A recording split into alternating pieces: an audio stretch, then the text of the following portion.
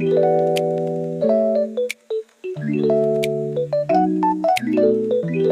my name is Tanisha, daughter of Manivannan, and my matrix number is 06D8023F1040.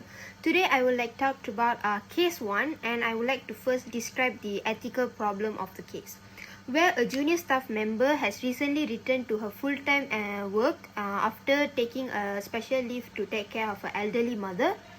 And despite being highly competent in her role, she is struggling to manage her mother's home care arrangements, which has caused her to miss several meetings and leave work early. Then absence leave have increased pressure on both herself and her colleagues, affecting the team's overall workflow.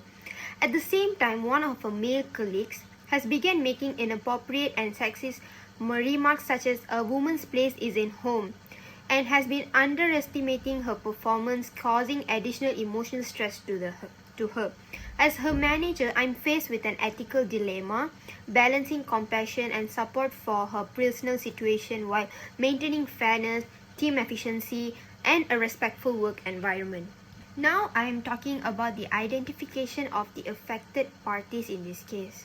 First of all, it's the junior staff member, where she is facing stress, discrimination, and workload conflict. Secondly, it's her colleagues, where they are experiencing additional pressure due to her absences. Third, the male colleague. The male colleague is engaging in unethical and unprofessional behavior. Fourth is the manager, where I must ensure fairness, uphold ethics, and maintain the team performance well.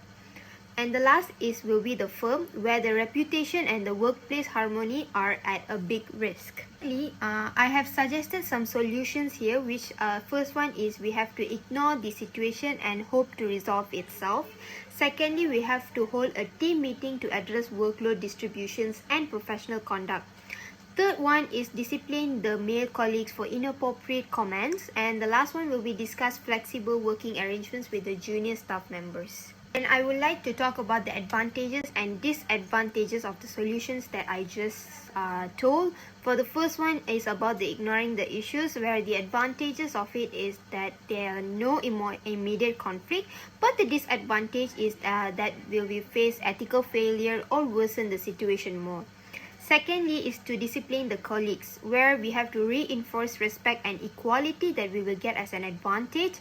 And secondly, of the disadvantages is that we may cause tension if it's not handled sensitively. Third point is about flexible schedule. The advantage of the flexible schedule is that we can support the employee's well-being, like how the junior staff that she took a long leave, and so we could flexible her schedule much more. But what is the disadvantage for it, which is we may not fully resolve the workload issue for the other employees.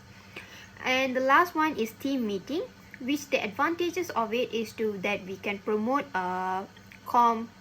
communications and fairness among the employees.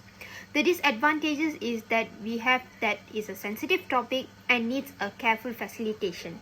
Talked about the selection and justification of the best solution, where the first one is to address inappropriate behavior, where we have to take disciplinary action against the male colleague for sexist remarks, and it also prevents a toxic work environment among the employees.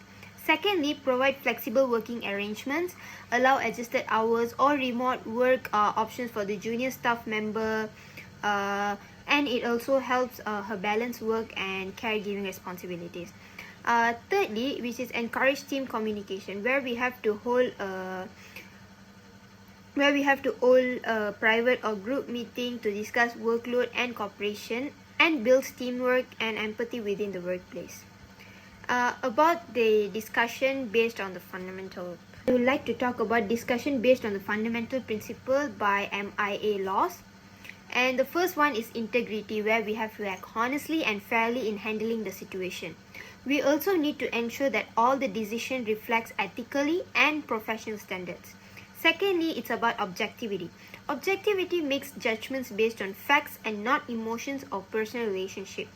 We also have to avoid bias and also avoid allowing sympathy or frustration to influence decisions. Thirdly is professional competence and due care, where we have to manage the situation responsibly while maintaining work quality, And we also need to ensure that decisions do not negatively affect the team performance. Fourthly is about confidentiality, where we have to protect the junior staff members' personal and family's information. And we have to also keep disciplinary actions and discuss it privately. The last one is professional behavior, where we have to maintain respect and professionalism all interactions. And we also have to uphold all the firm's reputation by promoting ethical conduct. I would like to talk about the key considerations in resolving the case, where we have 5 key points, which the first is maintain the employees' welfare and respect. Second, we have to uphold workplace equality and non-discrimination. Third, we also have to ensure all clear communication between the management and the staffs. Fourth, we have to comply with company policy and labor laws. Fifth and the last is promote a positive and inclusive culture among the employees. There are some recommended course of actions in this case that I would like to discuss, and the first is we have to have a private discussion with the junior staff member to explore a more flexible solution. Secondly, we need to have a disciplinary talk, or the HR should have involvement for the male colleagues' inappropriate behavior. Thirdly is that we can have a temporary workload redistribution to ease the team members among the employees. And fourth is follow-up meetings to monitor progress and support. What is the conclusion on this case that I got as I'm the manager is that in conclusion, resolving this ethical dilemma, a thoughtful balance between empathy, fairness and professional responsibility.